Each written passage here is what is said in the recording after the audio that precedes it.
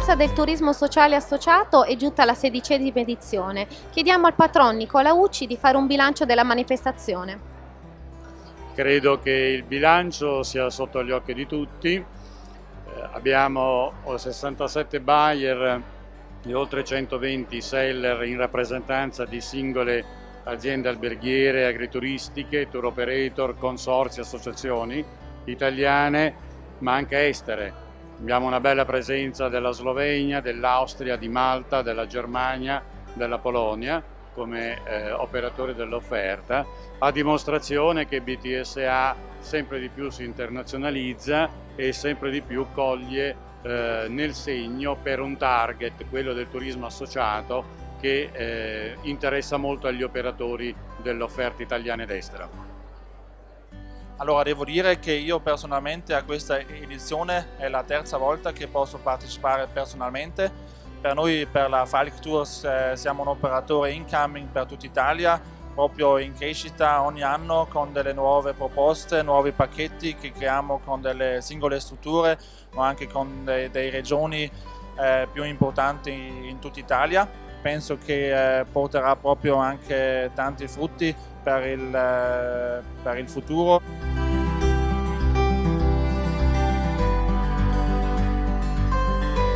Lei rappresenta Intercral Abruzzo. Al momento ha avuto molti contatti? Da questa mattina penso una quindicina di contatti, tutti molto interessanti, perché la regione offre molto, quindi dagli aspetti culturali, per esempio è molto interessante la mostra degli impressionisti che ci sarà alla fine di ottobre, partirà dalla fine di ottobre, poi il territorio, le offerte enogastronomiche, gli itinerari tipo l'houseboat oppure gli itinerari delle piste ciclabili, quindi sono tutte cose molto interessanti e sono itinerari e programmi che possono interessare la mia associazione che dirigo.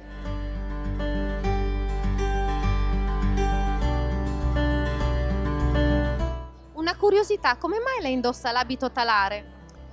Devi sapere, cara figliola, scusa se ti do del tu, che da tanti anni, esattamente da 22 anni che io giro per l'Italia, l'Europa, specialmente l'Europa, nei paesi nostri vicini, no? E le varie televisioni, tutte italiane e anche le estere, che vengono a Brescello per cercare di raccogliere quelle immagini che sono un po' svanite nel tempo, ma che ci portano, diciamo, un frutto insperato. Nel senso che noi abbiamo tantissimi turisti e questa è la nostra peculiarità, girare per promuovere. E quanto punta la vostra struttura sul turismo sociale?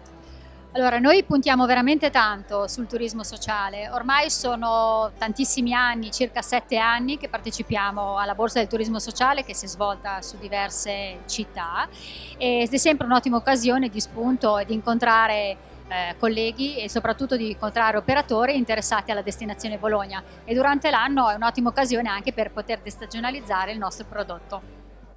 Riteniamo questa esperienza di Borsa del Turismo Sociale e Associativo un'ottima opportunità per le imprese della nostra provincia e della nostra regione. È la prima volta che questa borsa si tiene anche con il sostegno della Regione Veneto e del Consorzio di Imprese Città d'Arte e Ville del Veneto.